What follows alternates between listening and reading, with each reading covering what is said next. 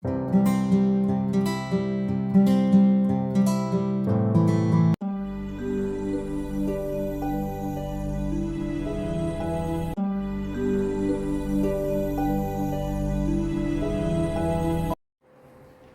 paz de Cristo, meu amigo, meu irmão, gostaria de estar convidando você nessa hora para juntamente conosco estar fazendo mais um estudo da revista da Palavra e Vida da Convenção Batista Fluminense, revista de jovens e adultos, edição 84. Estamos estudando esse primeiro trimestre de 2025, Isaías, o Evangelho do Antigo Testamento. O autor da revista é o pastor Fábio Martins. Nossos agradecimentos a esse querido pastor. Estamos estudando a lição número... aqui, a lição número 7, né? Vamos estudar a lição número 7, a lição passada foi número 6, que foi a lição em busca da consagração. Essa semana o título da mensagem o título do estudo é Mensagem de Exortação. Esse estudo tem como texto base Isaías de 28, capítulo 28 a 31. O objetivo, amados irmãos, é demonstrar como a dureza do coração e a cegueira espiritual compromete o progresso daqueles que afirmam professar a fé em Deus. Então, o estudo tem esse objetivo, né, de demonstrar como a dureza do coração e a cegueira compromete o progresso daqueles que realmente afirmam ter Jesus como Salvador. Antes de entrar na lição, vamos estar orando ao Senhor, agradecendo a Deus por mais um estudo, né? Pai querido, Deus eterno, soberano Deus, mais uma vez, viemos aqui, ó Deus, com o nosso coração aberto para entender o que o Senhor quer nos ensinar através deste estudo, ó Deus, através do livro de Isaías, o Evangelho do Antigo Testamento. Muito obrigado, Deus, pela sua presença. Muito obrigado, Deus, porque o Senhor nos permite e que a tua palavra vá e produza para a qual ela tem sido enviada, ó Deus. Que faça morada nos corações, em nome de Jesus.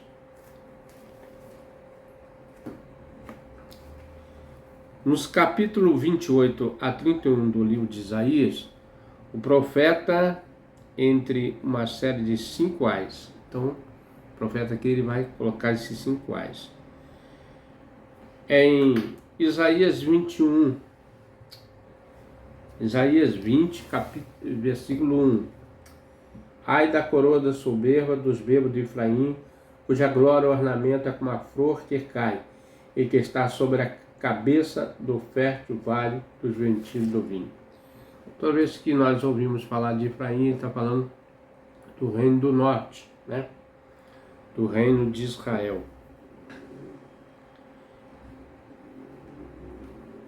E 29, versículo 1.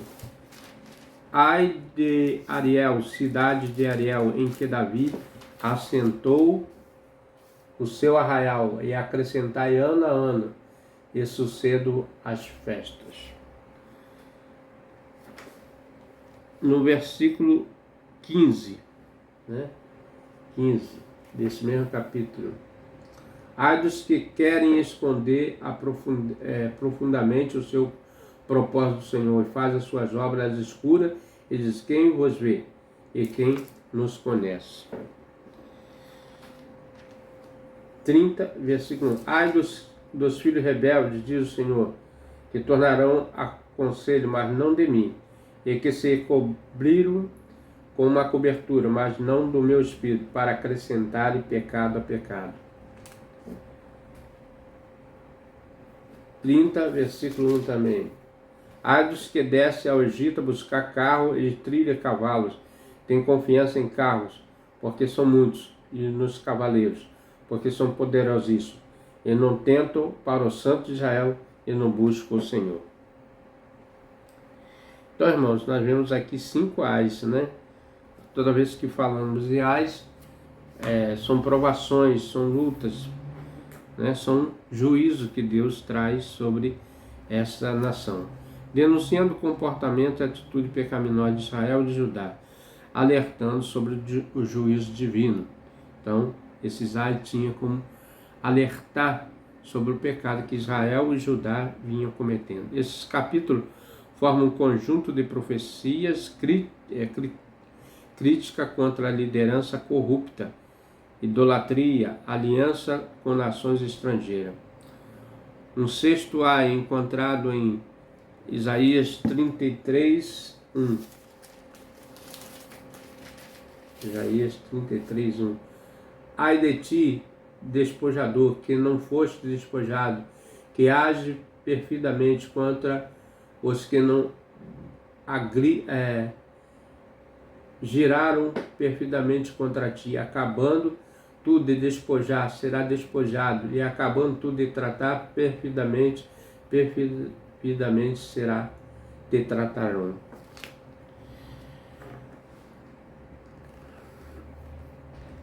E se intercala com profecia, julgamento, promessa e de restauração e glória. Então, esses objetivos é para que as pessoas, as nações, né, eles possam ver o julgamento de Deus, as promessas e a restauração e glória. O termo ai, em hebraico, significa calamidade, tragédia ou lamentação. Então, é tudo aquilo que nós já falamos, né? Toda vez quando falar em ai, pode ter certeza que o julgamento de Deus está por vir, a calamidade, a tragédia e a lamentação. Em linhas gerais, o povo de Deus é exortado a deixar as alianças estrangeiras, né? O profeta sempre está chamando para que o povo não faça aliança com...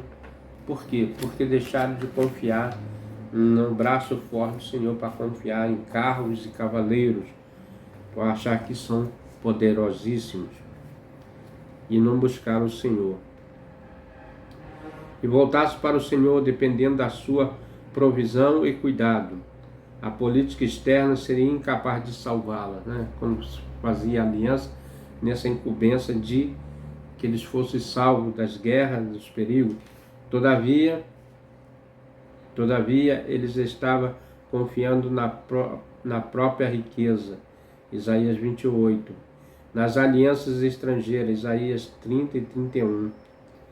Nesse engano de coração não o fez perceber que apenas o Senhor poderia libertá-los de seus adversários. Isaías 30, capítulo 32 a 33.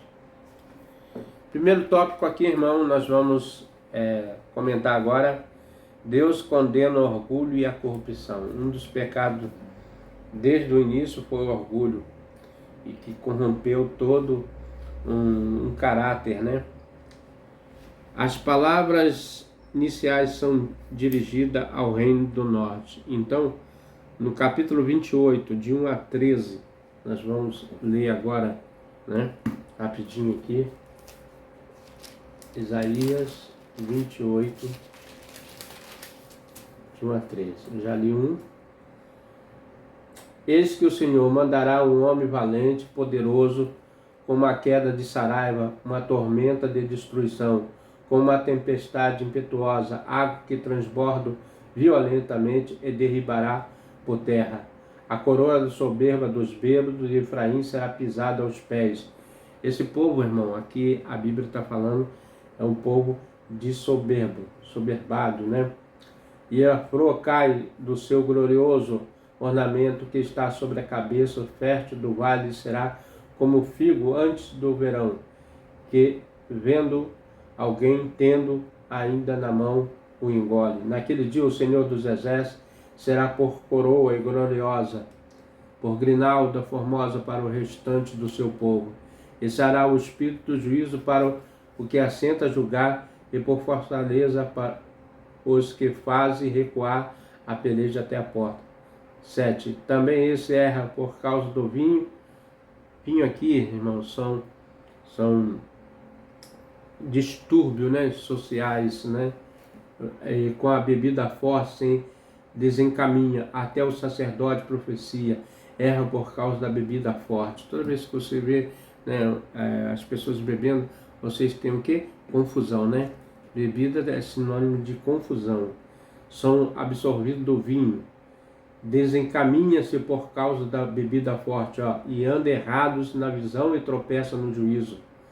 Porque todas suas mesas estão cheias de vômitos, imundícia, e não há nenhum lugar limpo.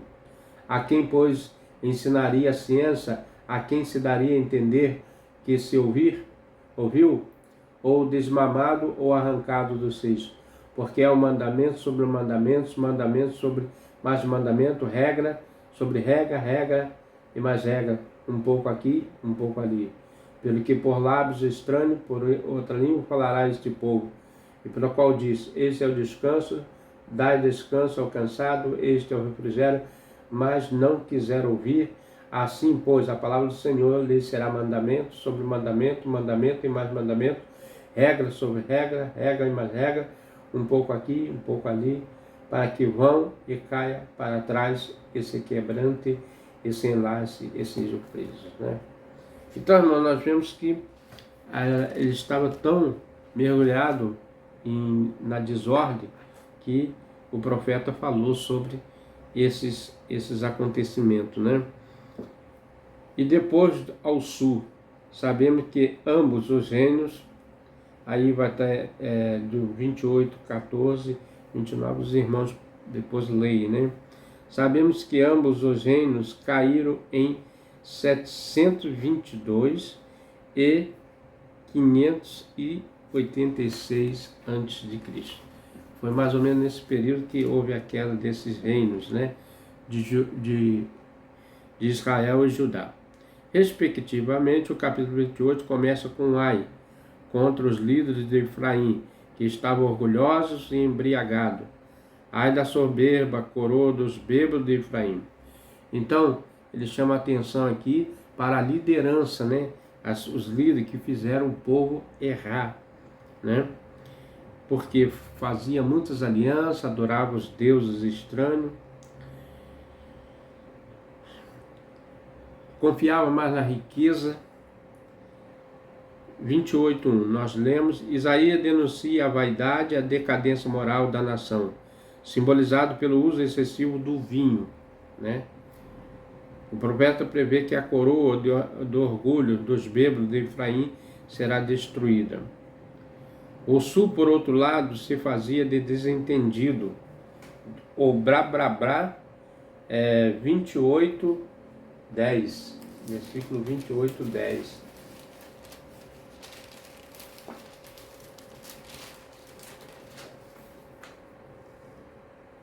Porque mandamento sobre mandamento, sobre mandamento, sobre regra, regra, mas um pouco aqui, um pouco ali. Quando fala um pouco aqui, um pouco ali, é porque eles, ao mesmo tempo que eles ouviam a palavra, mas não obedecia. Sabia que tinha que fazer e não obedecia. Ou simplesmente um período de tempo obedecia e outro período não obedecia à voz do Senhor. E se fazia bem como lentidão para abraçar as palavras do profeta, um pouco aqui, um pouco ali. Revela que não levava a sério o discurso de juízo. Eles acreditavam ter encontrado uma forma de lubridiar a morte, né? Sabia que a Síria ia avançar sobre eles, mas eles achavam que seria escape. 28:15, né? Aqui. Portanto, fizemos concerto com a morte e com o inferno e fizemos aliança. Quando passar o dilúvio do açoite, não chegará a nós, porque pusemos a mentira em nosso refúgio e debaixo da falsidade nos escondemos. Então eles achavam que eles não iam passar essas aprovações, né?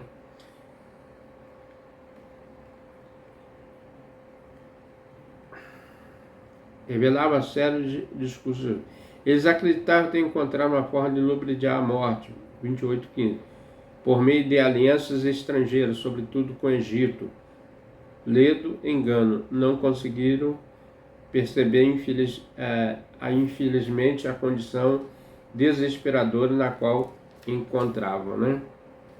Então, eles achavam que com essa aliança com o Egito, os carros, os cavaleiros, o exército forte do Egito poderia salvar eles, mas não. Javé implementaria justiça, retidão sobre aqueles povos, e a pedra angular, 28:16, serviria de novos alicerces a Sião. O Novo Testamento declara ser Jesus essa pedra, em Romanos 9:33 e Efésios 2:20. Vamos ler aqui. Vamos ler. Deixa eu botar aqui um negócio aqui, que o vento está batendo aqui por causa do ventilador. Está quente, né, irmãos? Vamos lá. Deixa eu ver aqui. Romanos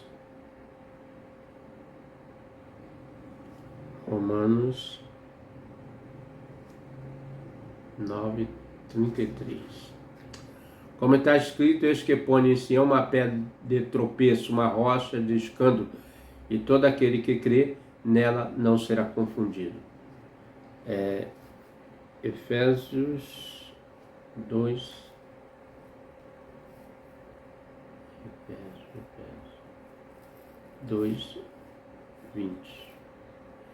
Os edificados sobre o fundamento dos apóstolos e dos profetas, de que Jesus é a principal pedra da esquina. Então, irmãos, nós vemos aqui já o profeta profetizando, né, sobre a vida de Jesus, que ele seria o alicerce para a salvação desse povo. Jesus é o alicerce da igreja, a estrutura que ele está construindo com os cristãos, que são as pedras vivas. As pedras vivas. Nós fazemos parte dessa construção, né? 1 Pedro 2:6. Os irmãos, reparam que a Bíblia ela é um conjunto, né, que se encaixa, né? Jesus é a pedra, o profeta já tinha profetizado sobre a vinda de Jesus como pedra, como fundamento.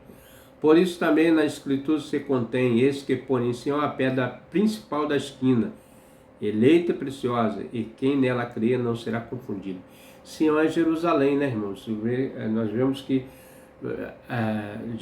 Deus preservou o reino de Judá principalmente pelo seu filho, né?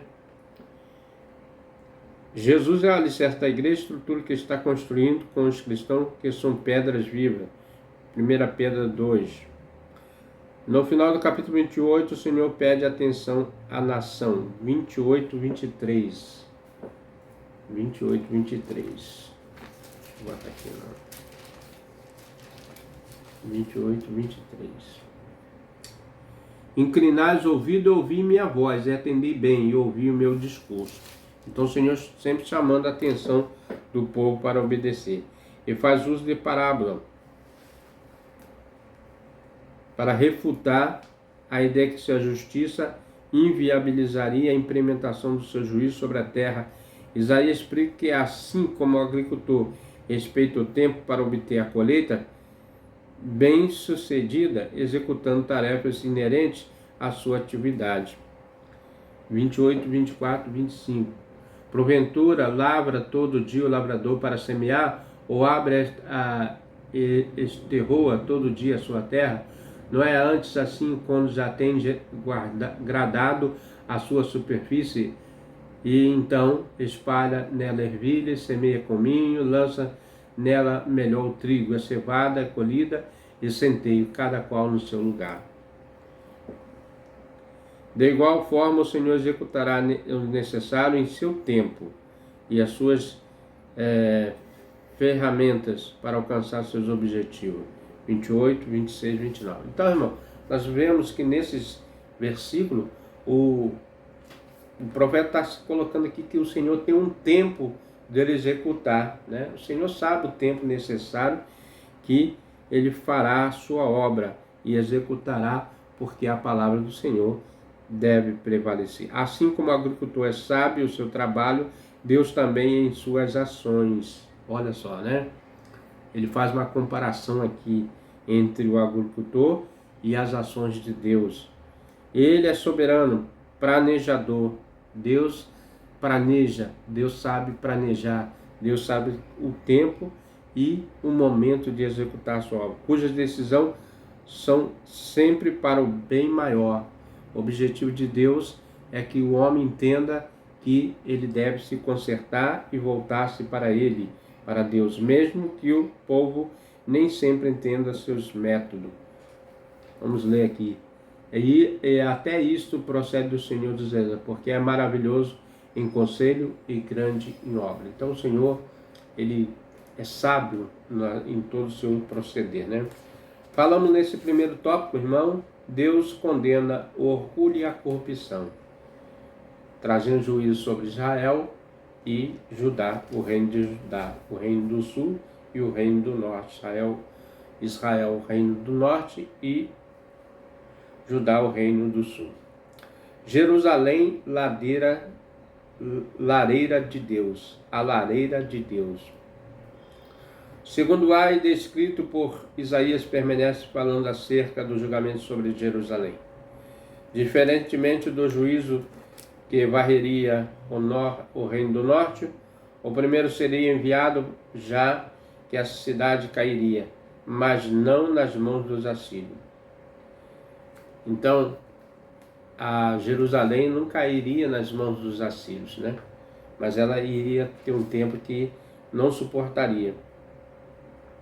Mas não nas mãos dos assírios. Em 701 a.C., a Síria sitiou a cidade, mas o Senhor operou grande livramento. Então, Deus deu um grande livramento a Jerusalém, né? Isso está no versículo 3. Versículo 3. 29. Porque cercarei com o meu arraial, e te sitiarei com baluartes, e levantarei trincheira contra ti.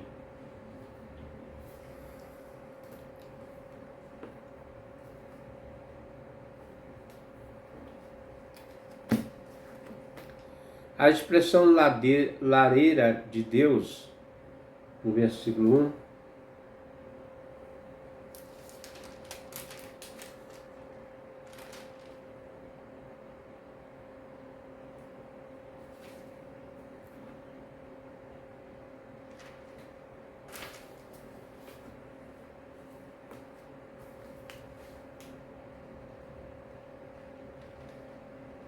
é resultado da associação de duas palavras hebraicas similares, Ari, que significa leão, ou como um leão, e El, que significa Deus.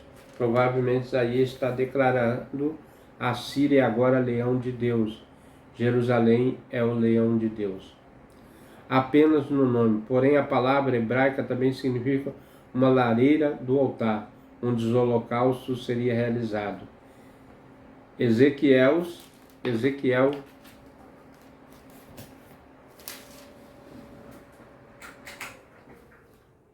o vento atrapalha, né? Ezequiel, deixa eu ver aqui.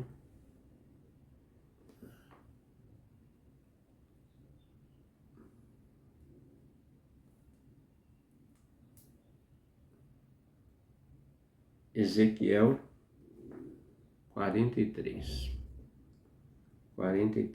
13. Estas são as medidas do altar do côvado. Um côvado é um palmo, e o fundo será de um côvado à altura de um côvado de largura, sua borda todo o contorno de palmo. Esta é a base do altar. Do fundo desde a terra até a armação, do inferior dos côvados, a largura de um côvado, desde a pequena armação até a grande 4 côvados, a largura do côvado. É o altar de 4 côvados, e desde o altar para cima havia 4 pontas. Então, irmãos, comparativo também a um altar. Ezequiel 43, 13, 18. Isto é, Jerusalém se tornará um local de sacrifício. Estruturalmente, o termo no capítulo 28, o livramento de Jerusalém. Estruturalmente, o termo do capítulo 29, o livramento de Jerusalém. 29, de 5 a 8.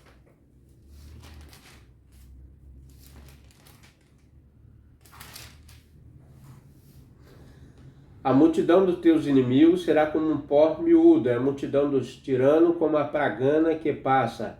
Em um momento repentino isso acontecerá.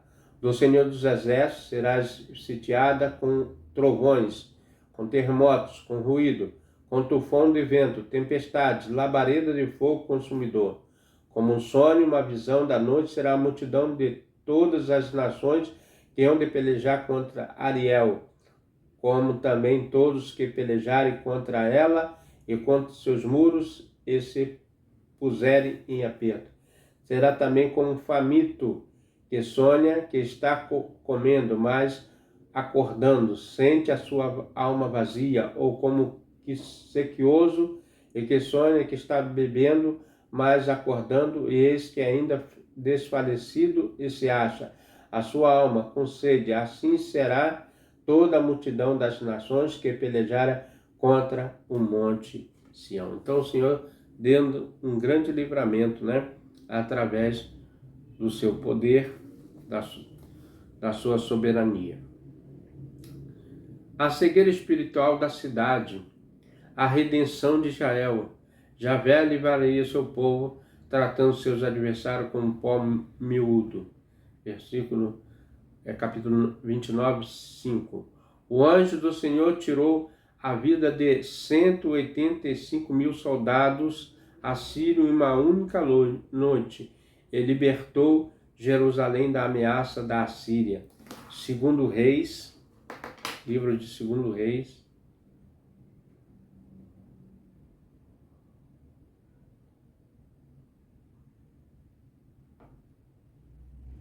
Segundo Reis,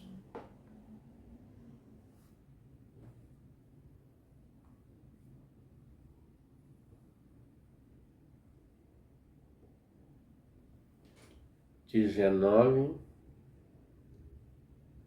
35.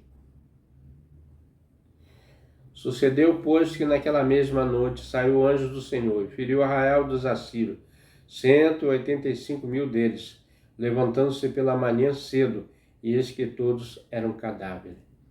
Que livramento, né, irmãos? Deus dá ajudar, o poder, enviando-se dos altos céus os anjos. Foi assim que o exército assírio se tornou em pó, ou seja, tornou-se inútil, aniquilado. A alegria pela libertação, no entanto, não foi condição para que o povo se voltasse para o Senhor. Mesmo assim, o povo não ouviu a voz do Senhor. Dessa forma, o povo permaneceu cego, embora tivesse envolvido em atos de adoração. Não adorava genuinamente seu coração. 19, 13. 29, 13. 29, 13. Porque o Senhor diz: pois que esse povo se aproxima de mim com a boca ou com os lábios, me honra, mas seu coração afasta para longe de mim. O seu temor para comigo consiste só em mandamentos de homens em que foi instruído. Então o povo não amava realmente a Deus de todo o seu coração, mas só uma parte dele. Por isso eles pereceram, né? Esse é o perigo, né? Das pessoas não adorarem a Deus com inteireza de coração.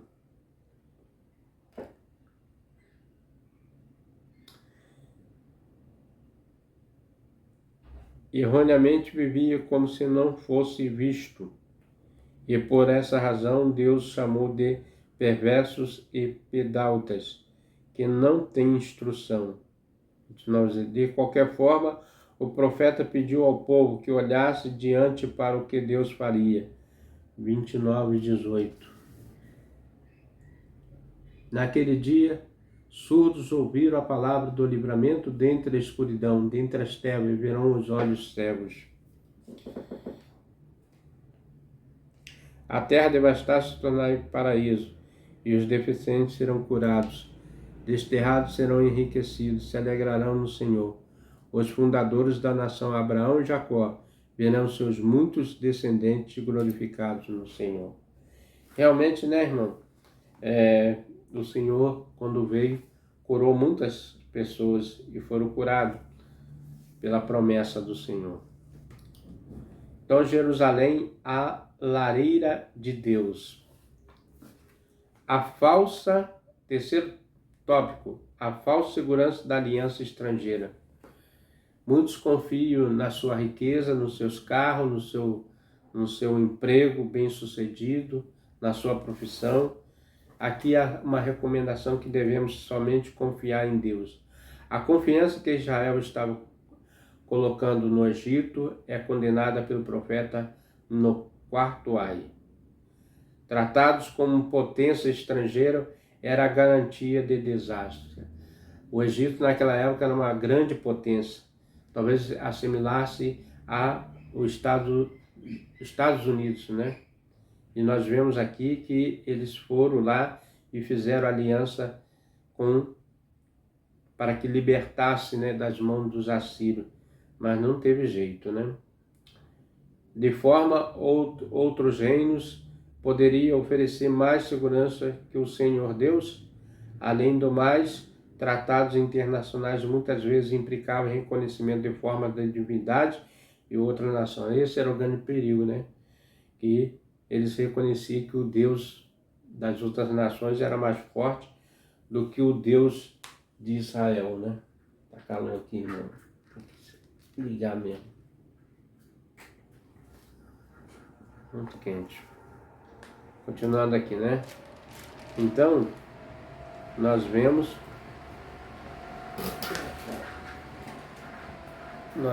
que eles tinham mais confiança nos outros reinos do que no próprio Deus. Nenhum rei que fosse dedicado ao Senhor poderia participar de tal cerimônia. A aliança com a nação norte-africana era humana. Aqui é o Egito, né? Falando que capítulo 30, versículo de 1 a 5, inútil. 30 de 6 a 8, rebeldia. E 30 de 9 a 14, arrogante. 30 de 15 a 17. No entanto, o Senhor revelaria a graça, o cuidado do seu povo. Apesar do fracasso de Judá em confiar nele, basicamente, esse trecho revela 3 aspectos: paciência, misericórdia, poder de Deus. Então Deus usou de paciência, de misericórdia e do poder dele para cuidar, né, desses povos de Israel, né? Deus guarda com paciência para mostrar sua graça, compaixão, apesar da rebelião de Israel, sua confiança equivocada nas nações do Egito, né? Mesmo assim, Deus sempre dando oportunidade a Israel de se arrepender e retornar para o convívio com Deus. Deus está disposto a abençoar aqueles que retornam a Ele. Olhando para a igreja atualmente, né? Deus está com o coração aberto para receber todo aquele que está afastado da sua graça. O versículo 18 revela que o Senhor é justo, abençoa os que buscam e ainda proporciona abundância e proteção. Todos aqueles que buscam o Senhor, né, que está disposto a se consertar, Deus dá abundância e proteção. 30, 19 a 26. A nação seria restaurada, aqueles que clamassem ao Senhor não seriam deixados sem resposta, né? O texto promete abundância de bênção. Vamos ler aqui, né, irmãos? O 30, de 19 a 26. 30, Isaías 30.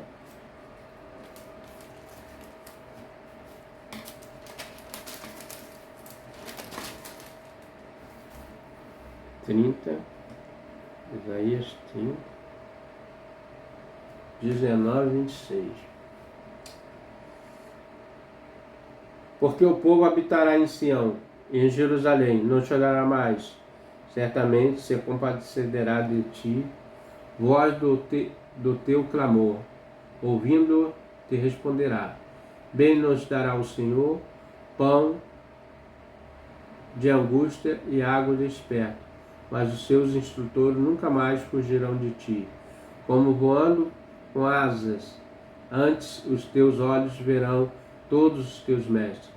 E os teus ouvidos ouvirão palavra que está por detrás de ti, dizendo: este é o caminho, andai nele, nem vos desviar nem para a direita nem para a esquerda.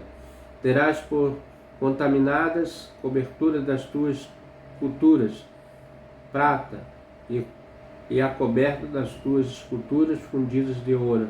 Lançarás fora como um pano imundo e dirás cada uma delas fora daqui. Então te dará chuva sobre a semente, com que semeares a terra, como também o pão de novidade da terra. Esta será fértil e cheio naquele dia. O teu gado pastará em lugares largos de pasto, e os bois e os jumentinhos que lavra a terra comerão grão puro que for padejado com a pá e cirando com a ciranda. Haverá em todo monte alto, em todo outeiros elevado, ribeiros e correntes de água no dia da grande matança, quando caírem as torres. E será a luz da tua lua como a luz do sol, é a luz do sol 7 vezes maior como a luz dos 7 dias. E no dia em que o Senhor ligar a quebradura do seu povo e curar a chaga da sua ferida.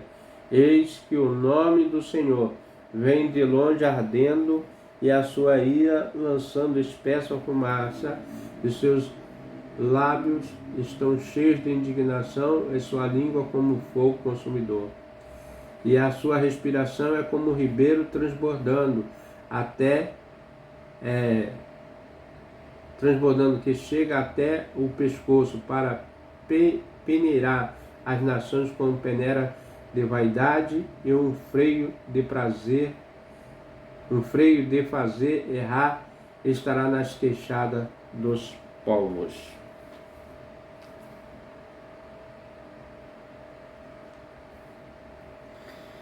Então, irmãos, nós vemos aqui que Deus tem promessas de bênção, né, para o seu povo. Então somente basta que eles retornem, né, e reconheçam. Como as águas coleitas na terra fértil, e até a cura de feridas causadas pela desobediência. Deus tornará o professor o guia do povo, este abandonará seus ídolos. Por fim, o profeta revela os juízos contra os inimigos de Deus. Capítulo 30, 27 a 33, o Senhor é descrito como vindo em ira e poder, trazendo juízo sobre aqueles que se levantam contra ele e seu povo, né? Então, com certeza, irmãos, é hora de nós achegarmos mais e mais perto do Senhor e permanecermos firmes. Concluindo esse estudo, a demora e o atraso de Judá em voltar ao Senhor trouxe grande prejuízo e sofrimento àquele povo. Aqui tem uma pequena advertência para nós nos dias atuais, né? Não devemos retardar, né, em cumprir aquilo que Deus quer que nós façamos, né? E porque Judá, ele custou a entender a promessa de Deus, e eles pagaram um grande preço. O coração torpe, somado à cegueira espiritual da nação, comprometeu a trajetória e o avanço na fé das pessoas, uma vez que desprezaram o Senhor, tiveram por irrelevante as suas palavras, confiando em outros ídolos, né? Usar registrado em Isaías 28, 31, nos alerta sobre o fato de que Deus tudo vê e sabe, e ao mesmo tempo revela que o Senhor não é indiferente ao coração quebrantado e contrito, né? Então, o Senhor sempre pronto a perdoar. Ele nunca está distante para aqueles que revelam a fé e dependência. Deus tem poder e amor, diferentemente dos egípcios, estava disposto a salvar os filhos de Israel. Não falharia na empreitada. Faça as mensagens de exortação a Israel deveria rever seus caminhos, né? Então aqui traz outro ensinamento. Diante das circunstâncias que o mundo tem andado, devemos rever os nossos caminhos, nos caminhos do Senhor. Estabelecer novos passos, apontar para os rumos que se fizesse convergir e levar à presença de Deus, né?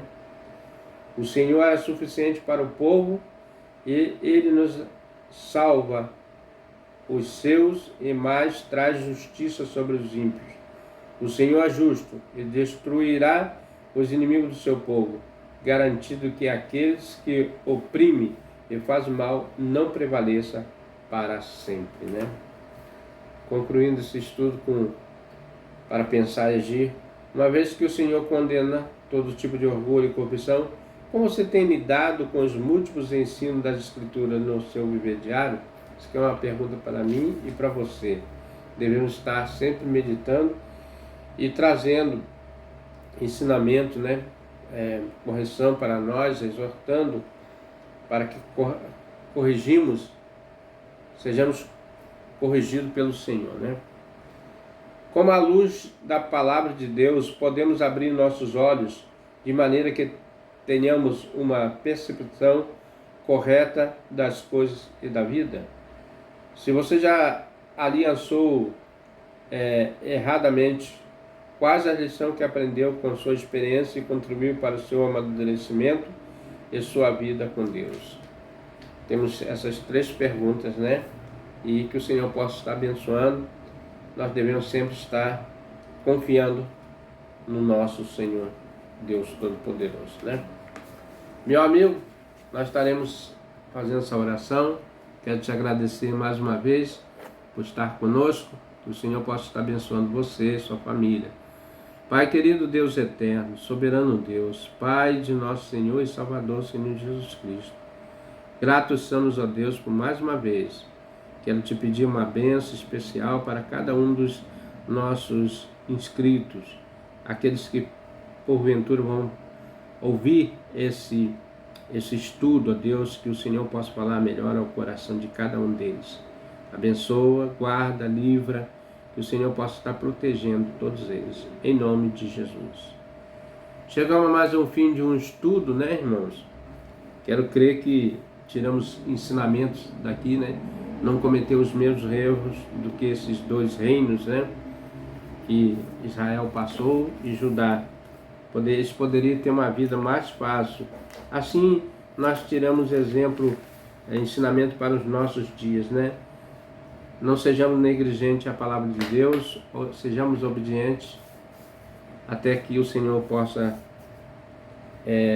concluir a obra em cada um de nós. Meu amigo, meu irmão, se você tem gostado desse estudo, venha conosco. Até o próximo estudo, se assim o nosso bom Deus nos permitir. Amém?